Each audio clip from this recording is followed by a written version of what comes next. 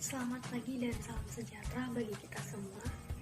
Kami dari kelompok 1 akan membahas mengenai partikel penyusun benda mati dan makhluk hidup. Kelompok 1 terdiri atas yang beranggotakan Patrick Nova, Elia Inoventa, Erpido Kusunggu, dan Yeni Triana Lumbangaol.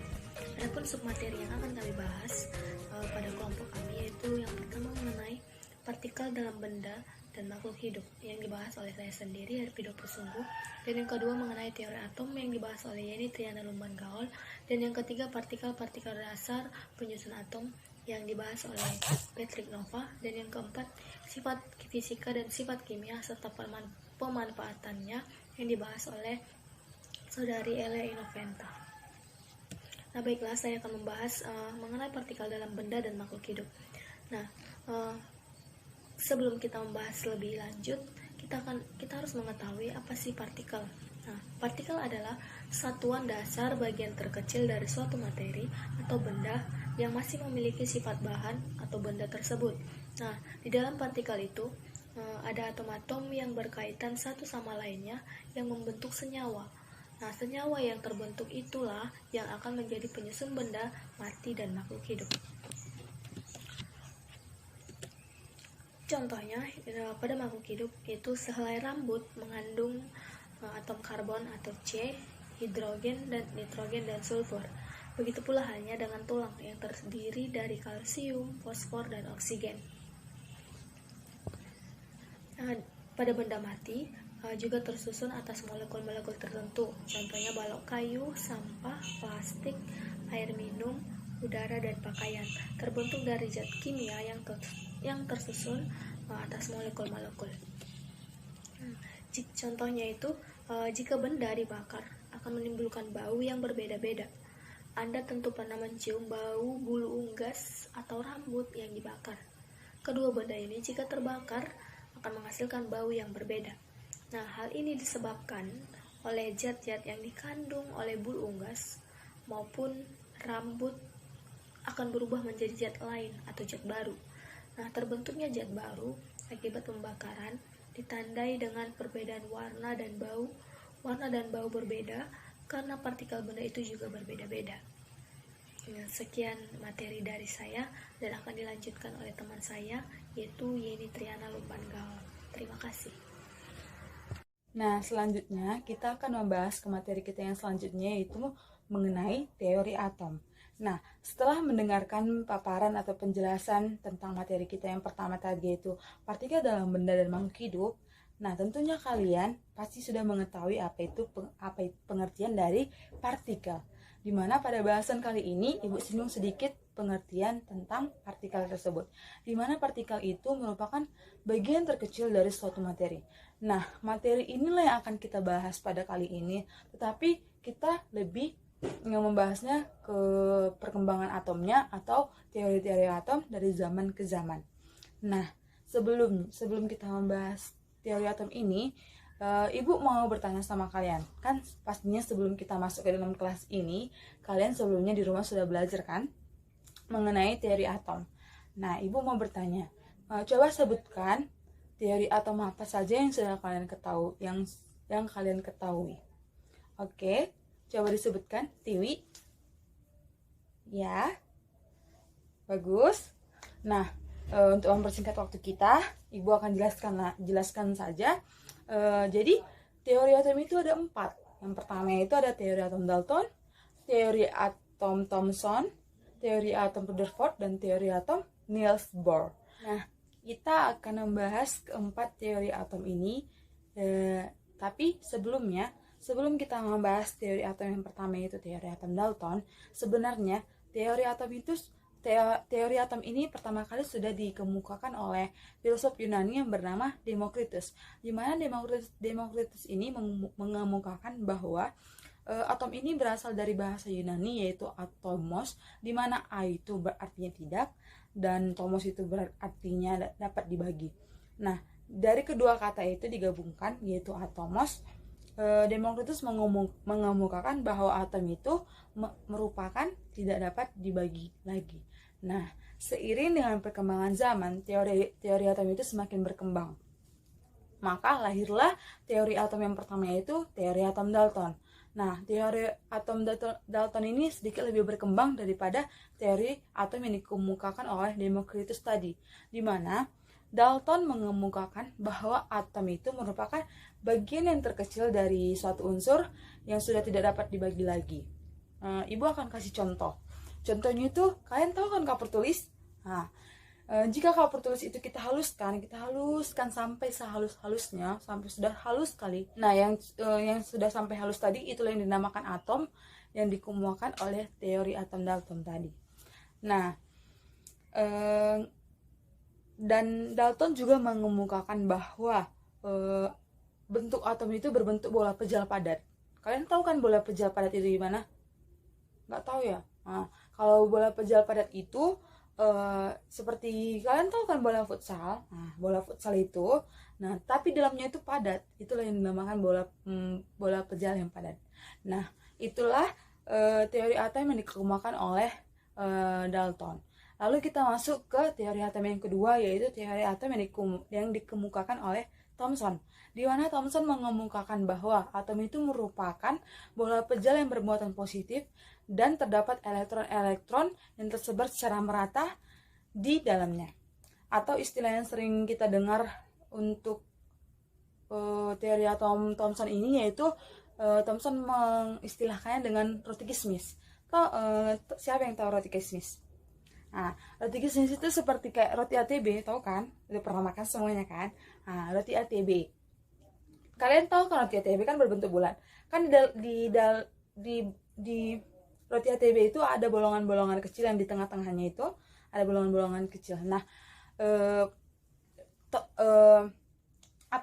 Thomson mengemukakan bahwa perumpamaannya seperti roti kismis. Nah, yang bolongan kecil yang tadi itulah elektron-elektron yang tersebar secara merata dalam bola pejal tersebut.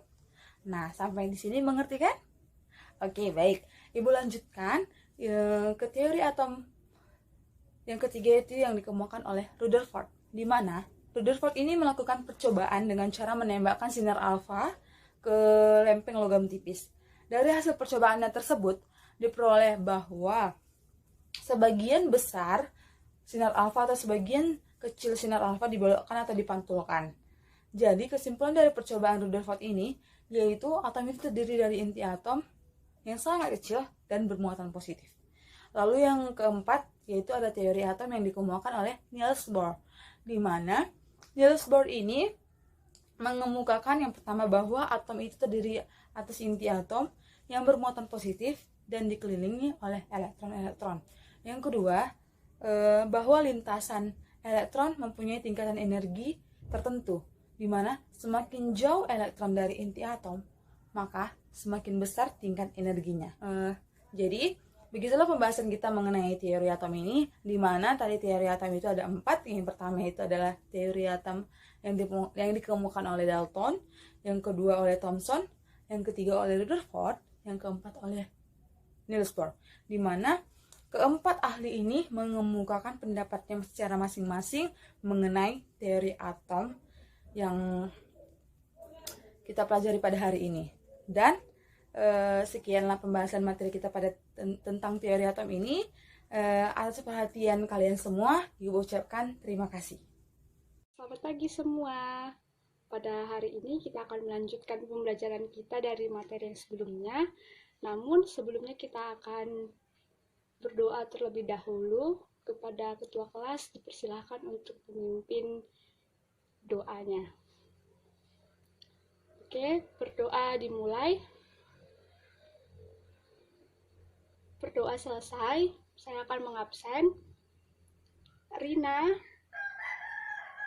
hadir,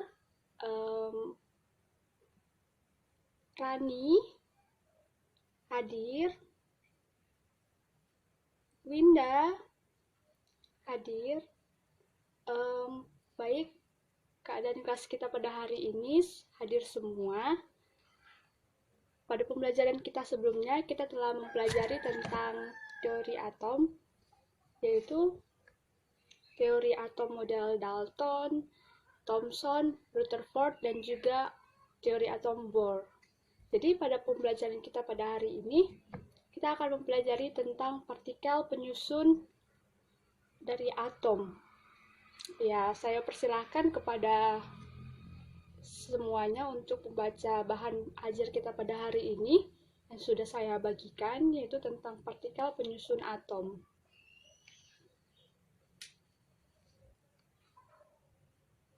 Jadi, partikel penyusun atom ada 3, yaitu neutron, proton, dan juga elektron. Jadi notasi unsur itu kan seperti di bahan ajar, misal X, kemudian ada huruf A di atas, kemudian huruf Z di bawah, yang dimana X itu disimbolkan unsur, kemudian Z yaitu nomor atom. Nomor atom ini lah yang ada atom netral, elektron, dan juga protonnya. Kemudian yang simbol A yaitu bilangan massa, yang dimana itu jumlah proton dan juga neutron. Ya, jadi neutron tidak memiliki muatan atau netral. Ini ditemukan pada tahun 1932, yaitu seorang ahli fisika bernama James Chadwick. Kemudian yang kedua, proton. Proton ini memiliki muatan positif. Kalau neutron tadi kan muatan netral atau tidak bermuatan. Kemudian kalau proton merupakan muatan positif. Ditemukan pada tahun 1886 yang bernama Goldstein. Kemudian yang ketiga yaitu elektron, di mana elektron ini kalau proton tadi bermuatan positif, kemudian elektron kebalikannya yaitu bermuatan negatif, yaitu ditemukan oleh J.J. Thomson pada tahun 1897. Baik, saya akan bertanya kepada kelompok pertama.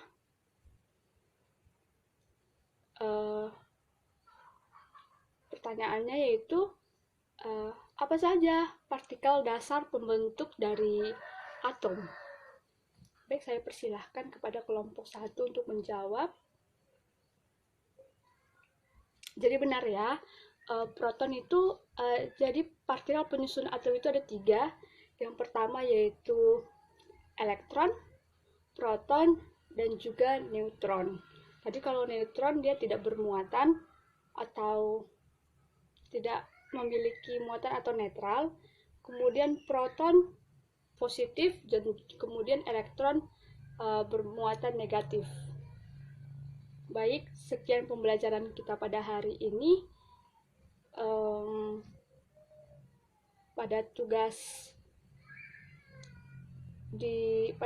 yang di rumah dikerjakan di halaman 28 akan kita periksa pada minggu depan. Sekian pembelajaran kita pada hari ini. Kita akan bertemu pada pertemuan selanjutnya. Selamat pagi. Selamat pagi untuk kita semua. Pada pagi hari ini kita akan memulai pelajaran kita secara daring, berhubung karena kita masih dalam kondisi COVID-19. Jadi kita mulai pelajaran kita tentang sifat fisika dan sifat kimia zat serta pemanfaatan dalam kehidupan sehari-hari.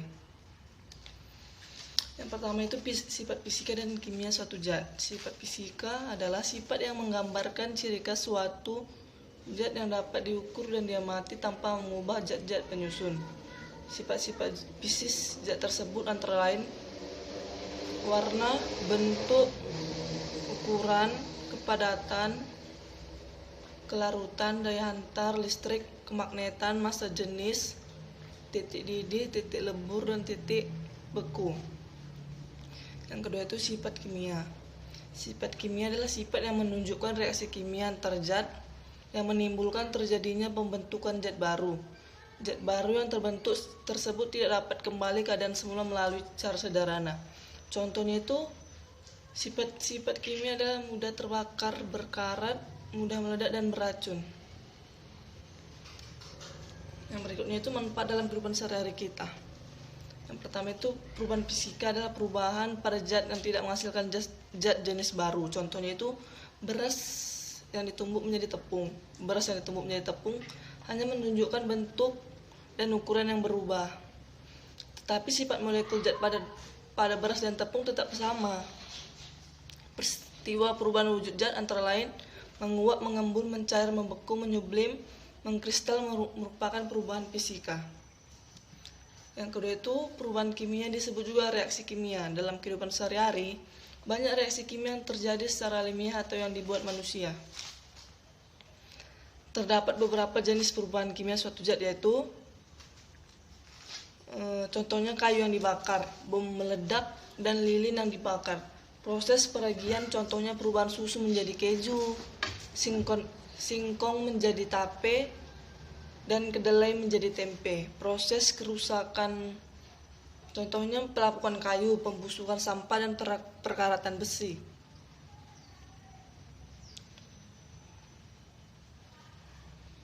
Proses biologis makhluk hidup contohnya proses fotosintesis, proses pencernaan makanan, dan proses pernapasan.